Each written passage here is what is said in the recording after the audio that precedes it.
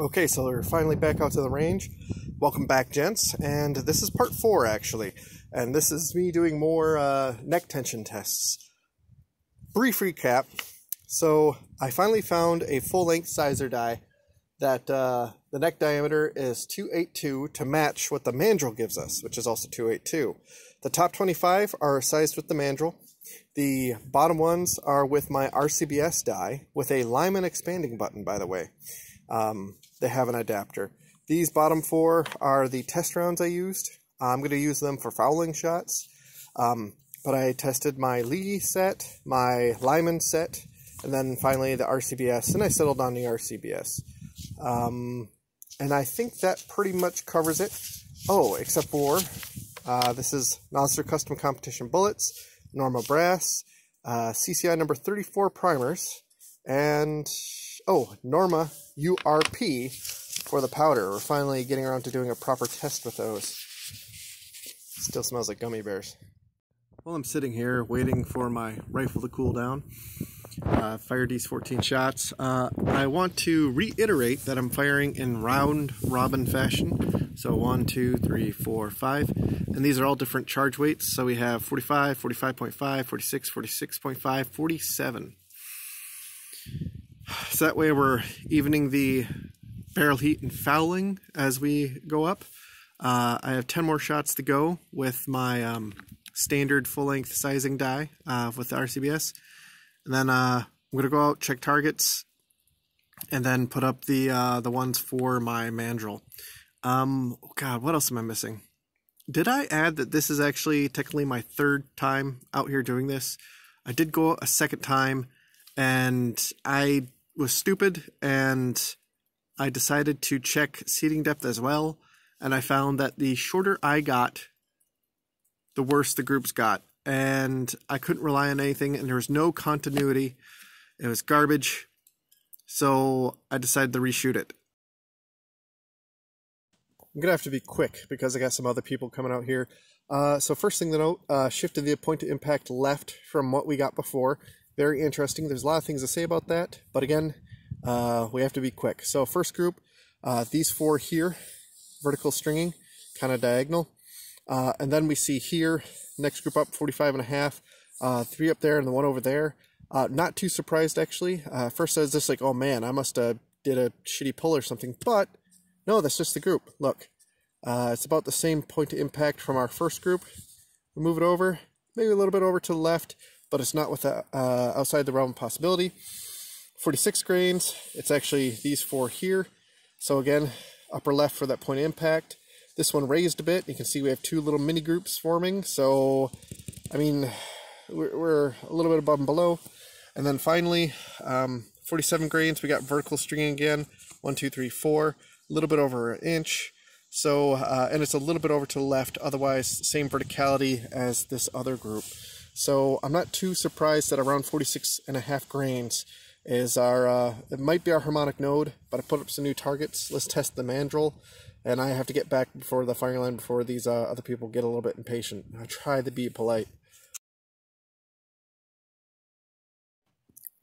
There's a lot to talk about here, and I've been standing out here for a couple minutes trying to think of where to start. So I guess we're gonna have 2 generalizations that we can go ahead and say straight up before we get into the nitty-gritties of the group interpretation. 1, in general, the point to impact is the same, so to the upper left. So that's good, because before that was absolute garbage. Although, again, I need to reiterate, previously there was 1/1000th less neck tension, or rather, I'm sorry, more neck tension between the 2 groups, which apparently was enough to make a huge difference. Always surprising. And then 2, yeah, actually the Mandrel did shoot the better groups, although there is the caveat that the best group of the day does go to the standard expander ball, even though actually it's a carbide ball, but whatever. Anyway, so let's talk about the groups, and I'm going to be focusing on the shifts of the point impact, because in general we do have the upward shift as we go up in powder charge, the same as with our other groups. So yep, here's the minimum charge, 45 grains. 45.5 grains is just complete garbage. 1, 2, 3, 4, 5. and it's vertical, and it's the worst group, well, one of the worst groups of the day. And I think here, around here is our scatter node, because when we go over to our expander ball, this is so much lower, huge shift point to impact up, but also we have one that's all the way down here. So somewhere in there is definitely our scatter node. We see though that when we go up to 46 grains, it tightens right up. This is still just a little bit over an inch, probably actually closer to 1.5 inches, but it's definitely a lot better. It's nice. Here, 1, 2, 3, 4, 5, we see that's a slight shift of point to impact up, but the group is definitely opening. And then finally, 47 grains, we can see that it's a huge shift upwards. So probably another scatter node. I should do some math. Let's see if our theoretics match our what we got on paper. But notice how one of the shots is pretty much in that same quote-unquote node as our previous two.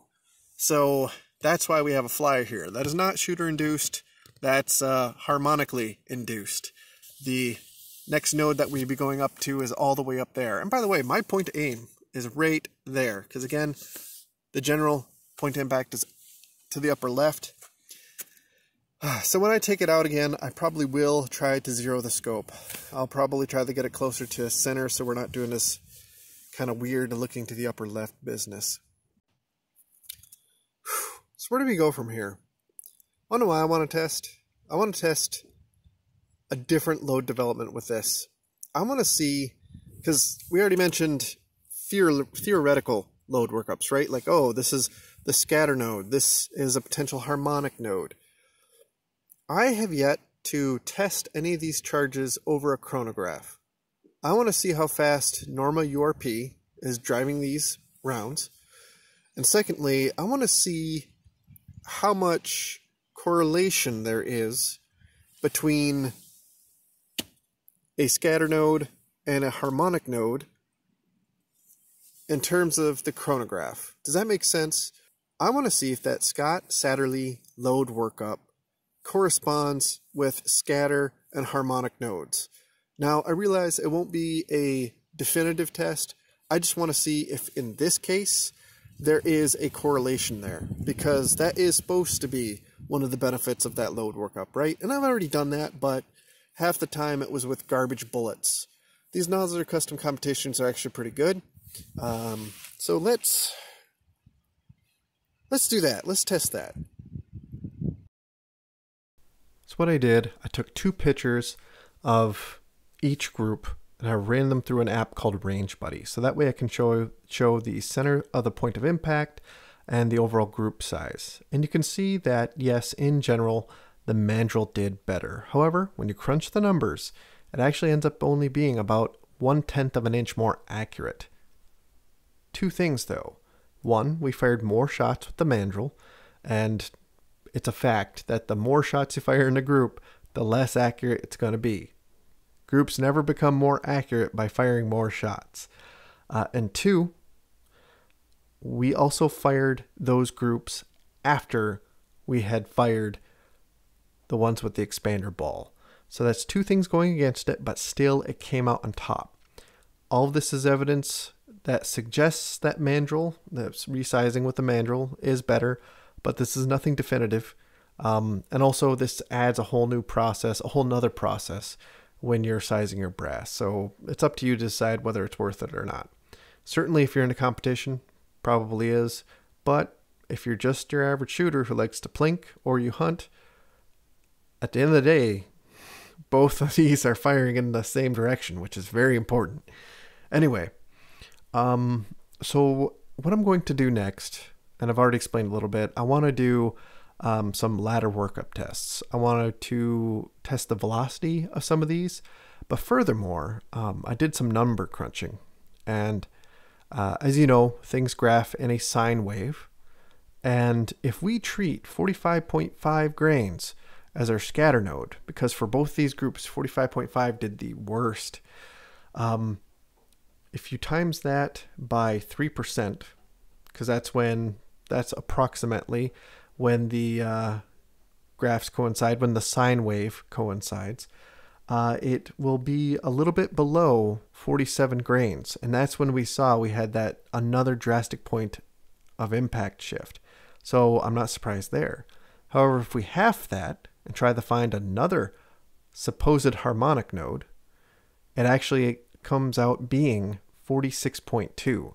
So I'm going to load up charges or rounds with that charge, 46.2, and we're going to see how well they do.